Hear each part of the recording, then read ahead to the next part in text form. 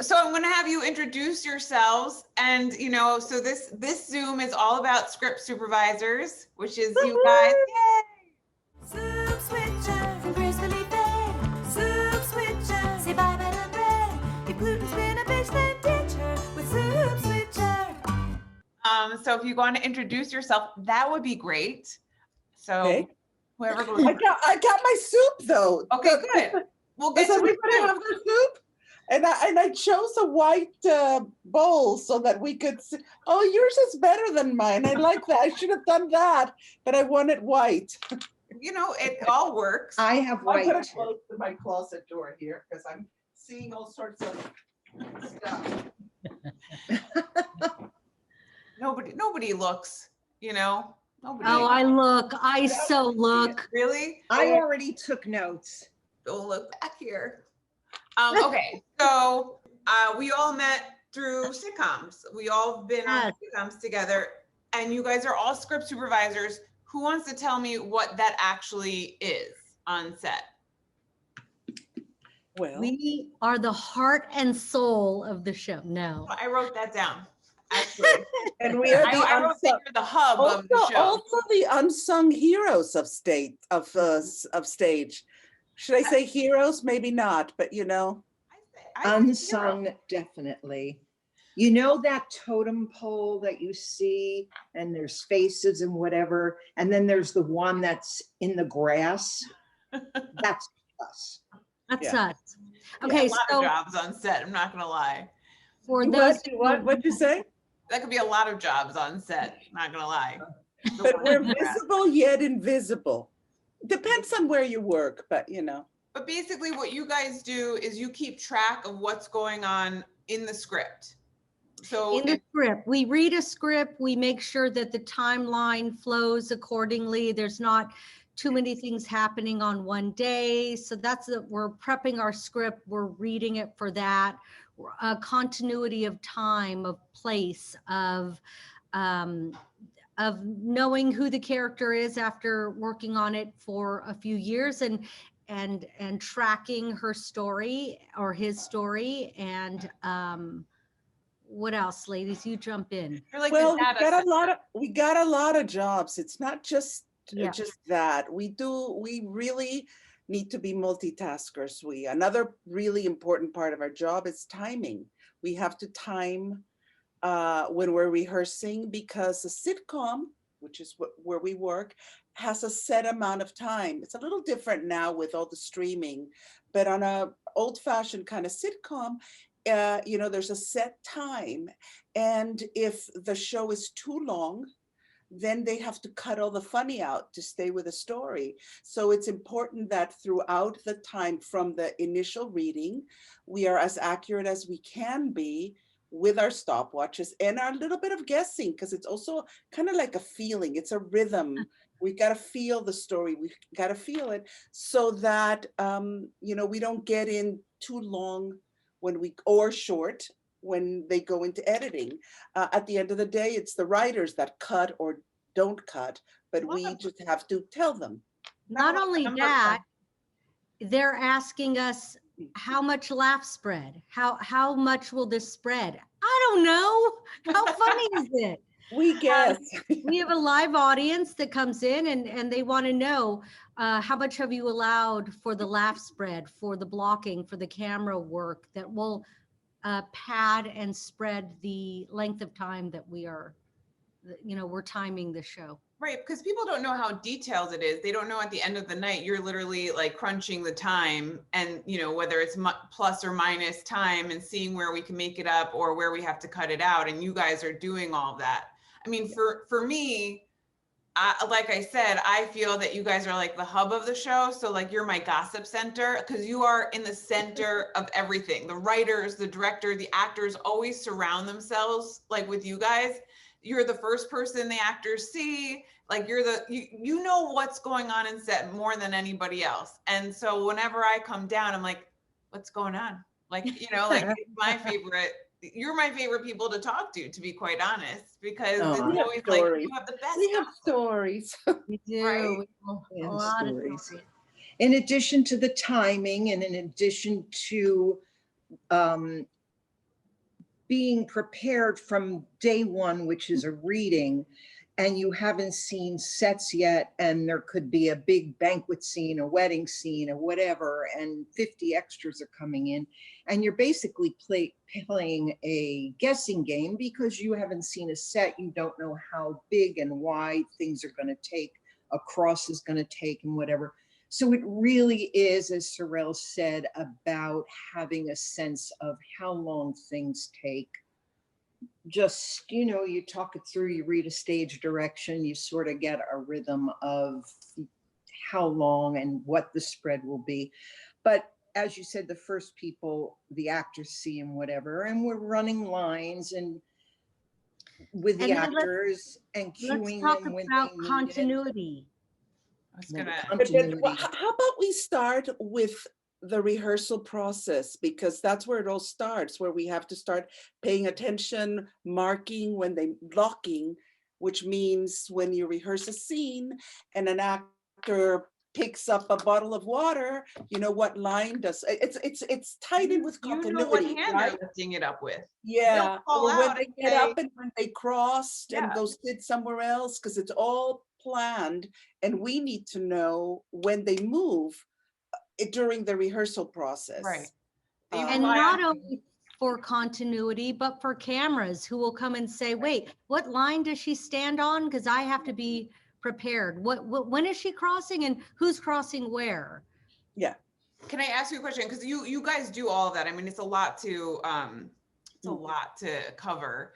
But I always wonder this, because for me it's a little frustrating up top, is when you have like a comedian who comes in and is very into improving their lines. They're not Yeah. following the dialogue. And so I'm sitting in front of my cameras being like, I don't know where he's gonna look. I don't know where he's going, because this was not planned and this is on the fly. But you guys have to keep note of all of that improv. How do you do that? Like, that to me is crazy.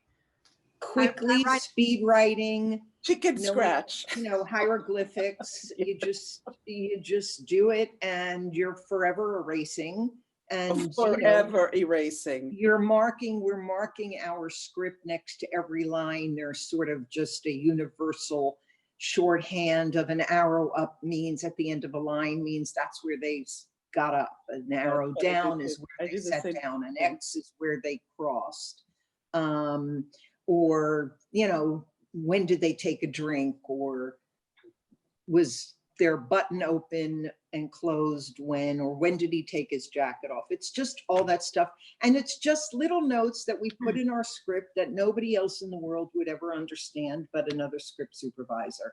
But it makes sense because But it's going- universal.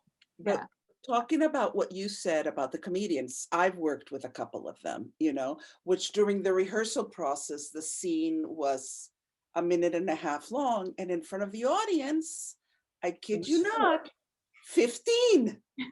Gosh. Literally, I worked at a show where, should we say actors, even if we love them, can we talk, or should we not? Yeah, sure. I mean, This was Marlon Wayans, and he is amazing. Ooh, And Sorel, you're gonna get in trouble. but he just would go off with the funniest things, you know, and then he wanted to know what he said for 15 minutes. He was funny. Unfortunately, there are a lot of comedians that aren't funny, and you're like, oh my God, just stick to the script. Because Ellen, you worked on The New Adventures of Old Christine, and I bet you, Rebecca, you've worked with a few people. I'm sure you all have, but like Julia would come into set. She knew her lines, and she delivered. Like, and she never changed it. And if she changed it, she would always say, Andy, what if we tried this? And Andy's like, let's call up to Kaire, Lizer. That it was like a process before she actually changed the line. And it was like, that's how I thought the shows were all over the place. That's how they were back In the old days, a yeah. couple of years ago. I want to say back in the day, but I'm talking even 7, 8, 9 years ago. That is the way it went. And somehow it just went awry, and people just, you know, even the writers, they're doing 20 different alts, and they'll figure it out in editing. It really is no longer about what's on the page. They don't, and I say this as a blanket statement, writers don't necessarily trust their writing anymore to tell the story. And so they give you 50 versions, I'm exaggerating, but certainly 10, and they figure it out in editing. They really don't know till post. So now that you mentioned editing, this is something we need to talk about. So one of you guys can take it, but it's, our script is the roadmap for the editor. Yeah. Go ahead, because I talk a lot, so. Ellen, do you want to talk Sure. about edit notes? So on show night, we are keeping our script. We are logging each take with a time code, a start and a finish time code, so we know how long the scene or the take takes. And we are also marking what cameras have what shots. So if A camera has a cross shot, next camera has a cross shot, and B has a close up, and C is a medium, whatever. And we're marking all that for editing. They need, I don't know. It's a road, our script is a It's a roadmap. roadmap. And It just gives the assistant editor and the editor what exactly happened in each take. I don't mark cameras, Ellie, because I had an editor once say to me, I used to do it, and he say to me, why are you giving me all of this information? I punch a button and all 4 cameras come up. I know what's in there. Now, because I know, it's I on, know. So they see all I 4. only mark if it's something like a pickup of this or an insert of this or something special. But Right. basically, our script is they take it and they can follow exactly the action that happened on the stage. What was shot, what lines were skipped, what lines were good, because we take pics. The director, and now it's a producer's medium. They tell us what they like and What their selection is. Yeah, they select when they flub a line. You know, I don't know about you guys, but I mark it, and if I don't write down what they said, they won't believe. You know, when you go to an actor and you show them, they go, "What did I say?" What did I say? Yeah. So many times. And sometimes I say, do you want me to tell you, repeat what you said wrong? And they'll, no, don't tell me. Right. What's the Right. line? Do you have a special, like, is there a show that's real? Well, Rebecca, I think you just came off Mom, so I'm assuming Mom is your special show, but is there a show that stands out for you more than anything you've ever worked on? Mama's my special 8-year dream show. It's a great show. It's a great What show. about Mine was Great Mr. show. Iglesias. We only did 2 seasons, and I did the first season as the script supervisor. Second season, I was working somewhere else, and I had a really good connection with Gabe, so I came back as his dialogue coach. I remember you loving that show. You Yeah. remember? Yeah. Because you talked about it all the time. Right. Yeah. She did. Sorry, it was my No, favorite. I'm happy that you liked it. I Yeah. love that show. I love that show. Yeah. Ellen, what was My favorite is sort of a silly story. So from the Golden Girls to, which was 1985, 6, whatever, 85. till now, 2020, I've done a million shows, but my happiest and most favorite was my years on Saved by the Bell. Oh, nice. And it was just it was not that it was simple. It was like everybody was doing drama. Their parents are divorced, or this has happened, or drug addiction. And we were like, our biggest problem was who had a zit on prom night. And, you know, there was just watching the kids grow and it was just my most fun, wholesome time. There was something really wholesome about it that I loved. And I had a ball there. Love that. And no matter where I work, no matter what I do, no matter who yeah. I've been with, from Martin Short to wherever, when I tell, nobody blinks. When I say I worked on Saved by the Bell, their jaw drops and they want every last detail. And it's just a phenomenon. It's just crazy. I also feel like you've run into like Mario Lopez, and it's like I think you ran into him at the Grove one time, you told me, and it was just like, no time had passed. It was like so happy. Yeah, I mean, I was standing there when he was doing his interview, and all of a sudden he looked up and he's like, Ellie Mae. And it was 15 years later. People in And the he doesn't business look call me any Ellie different. Mae. He And he doesn't look any different. I mean, Nice. So the other thing that is great about what you guys do is that when we do have our 5-minute breaks, for me at least, I could go to craft service and come hang out with you guys, get my gossip, go back upstairs, what's going on, all that stuff. But I love to talk about craft service because even on the best shows with the best craft service, there's not a lot of like healthy options. And I feel like all 4 of us have had some dietary restrictions and things like that, which it's hard to manage when you're working in TV and you're working our hours. You're so busy, which you guys are. So that's why I wanted to send you some soup, which is something that I grew accustomed to my last few years working in like Molly and One Day at a Time, like was just running down and eating soup or take a bite. So this particular soup, so I tried to cater to all of your restrictions. Sorel doesn't eat onions. I know Ellen has tried some of my soups and they've been a little spicy for her. So this one's like not as spicy.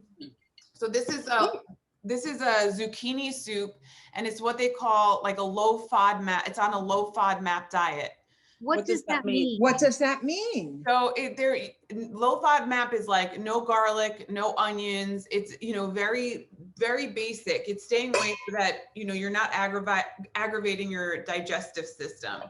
So this literally is just zucchini, and chives are not considered onions in this sense for this diet. And so it was something that I researched, and we sell a lot of it. So what is the thickening? Is there potato in it? Yeah. Potato. Potato. I could tell. It's So good. delicious.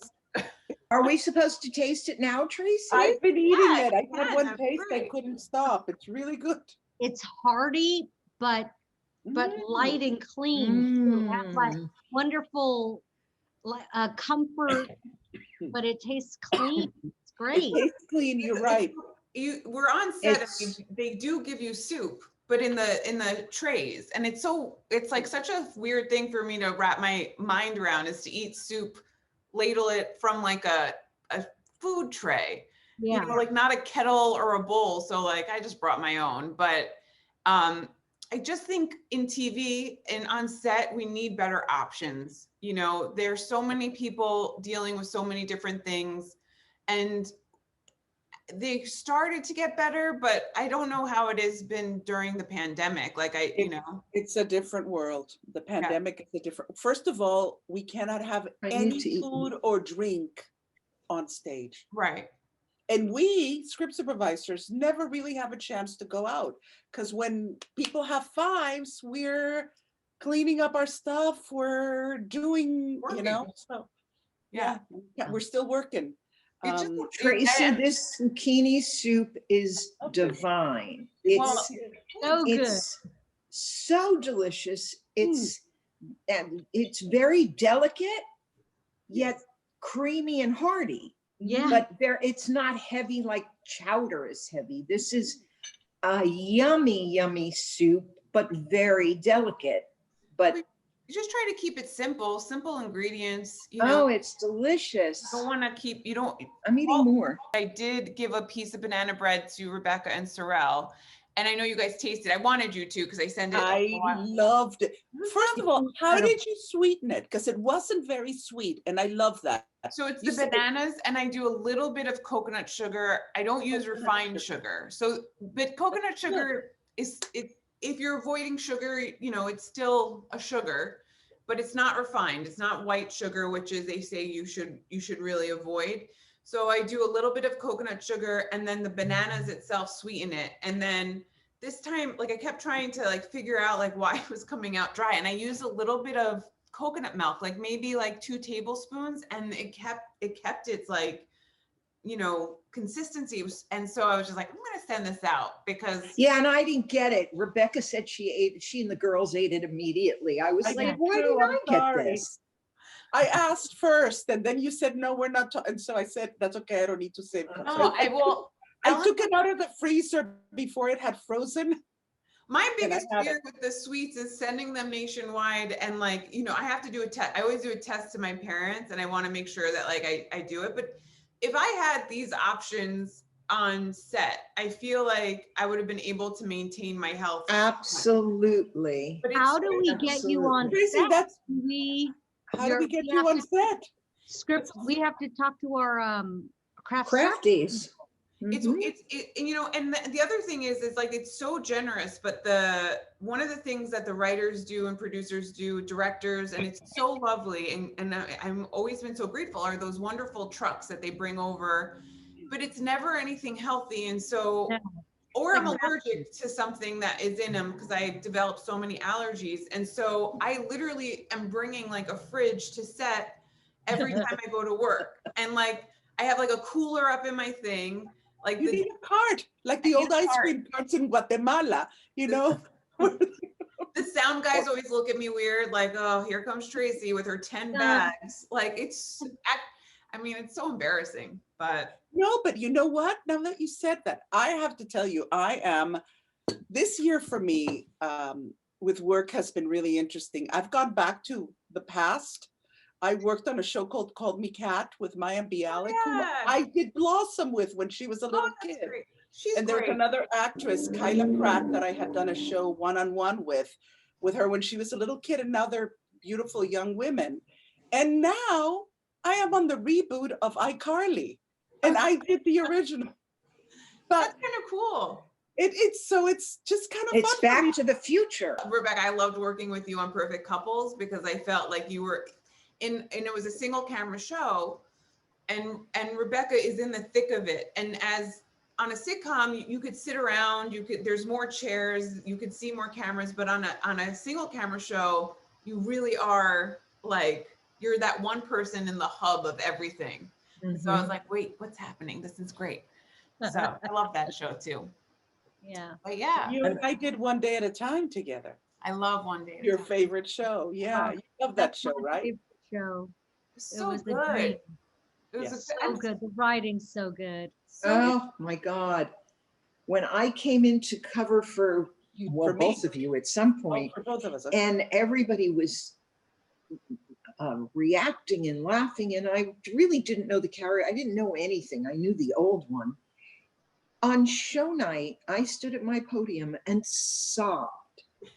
Like love that. I was like, oh my God, this is what they're talking. It was an incredible show. It is an incredible show. Yeah. Hitting every best TV show list out there. And Was let's talk about demographics too. It was a show about Latinos. There are no shows about With Latinos. Latinos acting in it. Correct. And you had Miss Rita Moreno. I mean, And half the crew was Latina or Latino. Like it was a very inclusive crew and a Very. very inclusive executive producers. Like I got to be in the room when we did notes, and which I loved. Like you all were there for that. Like we all after the, they did run notes through. the old-fashioned way. with Norman. Yes, Yeah, with with Norman Norman Lear. Lear. Yes, which is that's right. insane. We all four of us actually worked on that show. Yes, How fun what a is that we can dream. actually talk about it? that was Yeah. a dream show. I Well, would be it was your show, Rebecca, and you shared it with us. So Yeah. Oh, yes. I got felt, go ahead. No, I was just gonna say, like sitting up in the booth, I would be with like Wayne, the DP, and I would get so emotional. And then you're trying not to, I'm like trying not to cry because like I had these like grown men behind me, but it was such a great show. So good. I would be there too, tears streaming down my face, turning to the editor to ask her some notes or preferred takes, and tears would be streaming down her face. It was just, what a dream. And for me to see stories of my childhood, to see my mom and my grandmother and my godmother, as I know them, acted out on these episodes was really a dream. Yeah. So it real was Yeah, stories that about was incredible. important themes too, you know? Yeah. the LGBT community and the problem with like Latino fathers, and that, you know, and how families stick together. Yeah. And Sure. strong women, strong And women. it was women. characters that were were very well crafted. I mean, they Yeah. weren't, you couldn't take something out of one person's mouth and put it in someone else's mouth. They, you know, where today they'll say, oh, well, you say that joke, or you say that joke. It's Yeah. like that character wouldn't say that, or it's, so anyway, yeah, That was good. character development is a little short these days. Agreed. Yeah. You know. Unfortunately, I think a lot of shows, that's why they die, because the writers haven't quite discovered who the characters are, so they can't put the right words in their mouth. Well, I have to say, I mean, I've been watching Mom on rerun, and I feel, and I feel like Rebecca, you could attest to this. Like, I actually feel that they did such a good job of it. It is so funny, but so like poignant and also like heartfelt as well. Like, and Allison Janney and they all, Anna Faris, they're so good. They're Yeah. so good, but at the same time, like, you do find yourself getting like choked up. All of the actors on that show are phenomenal. All those women Yeah. are great. Yeah, That is One the- Day at a Time and Mom were the two shows where this has never happened in my many, many years of script supervising, watching the monitor, taking notes, literally tears streaming down my face. On Mom, I would have to hold back sobs Yeah. because Allison Janney would wreck my world, break my heart, and then have me laughing within a few seconds later. Brilliant. You got to know direct. what? You got to direct on that show too. I know. just I got gonna We're so say. proud of you. We're so proud of you. She's a hyphenate. So, Script supervisor / director. oh my God, guys, I'm so glad you tried the soup. I'm so glad you liked it. Please come in anytime. Yeah. Tell your friends. But I will definitely want this. And Me you may too. want to ship it to me too. while I'm here again. I would.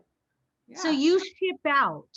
Yeah, we ship out nationwide. We just opened our doors again, the storefront, and, we're just trying to get, people back.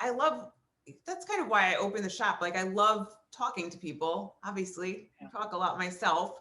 So I like, are trying to get people back into the store because it's nice to kind of have that interaction. And it's also a great way for anyone who could come in. I could be like, do you want to try this? Because I always have baked goods on hand. And so, yeah, I'm just trying to, branch out to as many people as possible.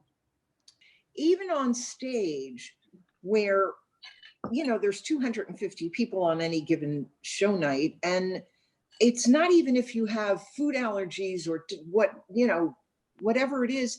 Every single person who's ever been in production knows that between start and wrapping a season, you've gained 10 to 15 pounds. And it is because we're grabbing and going, if you think you're taking a piece of bagel and then you go back for the second and third and fourth, but the little pieces don't count. And sooner or later you get, so to have something healthy and nutritious and yummy all in one bite is, not easy. And forget about the diseases. We wouldn't have to then sit down and lose 20 pounds at the end of a season. Well, if I don't book a show, I can come in and box. And you know what? I can do it too when I'm down, when I'm not working. I'm happy to come in and help. You're hired. You're hired. I'm going to be working so far till the end of June, but after that, absolutely. I honestly would be like one of my favorite days if you guys came in. We should do it, Ellie Mae, when you get back.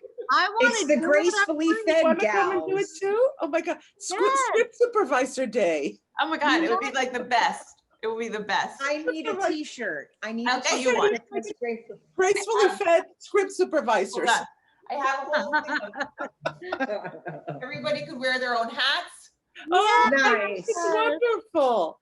Get Okay. t-shirts. Hey, we're gonna do it. We're gonna pick a day when I'm not working. Do it. Let's When pick a we're not day working, and we're go gonna come and in work. and help. You know that Tracy and there's run not the going to have show. any work being done. It's just And gonna. we're gonna be outside heckling people to come in, right? Um, God bless them. Well, I love you guys so much, and I'm so glad to see your faces. This was So great. awesome, Tracy. really Love fun. you too, It was Tracy. so fun. Tracy. Well, I hope to see you soon. So call me when you're back in town. Guys, stop by, and hopefully I'll see you sooner than later. That would be nice. I will, And definitely. your face. Okay. And I'm vaccinated. you I can guys. hug, I think. I know, me too. Okay, perfect. Okay, we can hug. All right, guys, I'll talk to you soon. Thank you. Okay. Thank you, Bye, Tracy. guys. Bye. Bye. She was a video switcher in TV at the time. Then whoops, suddenly that girl's got Lyme. Her health is back on track 'cause she's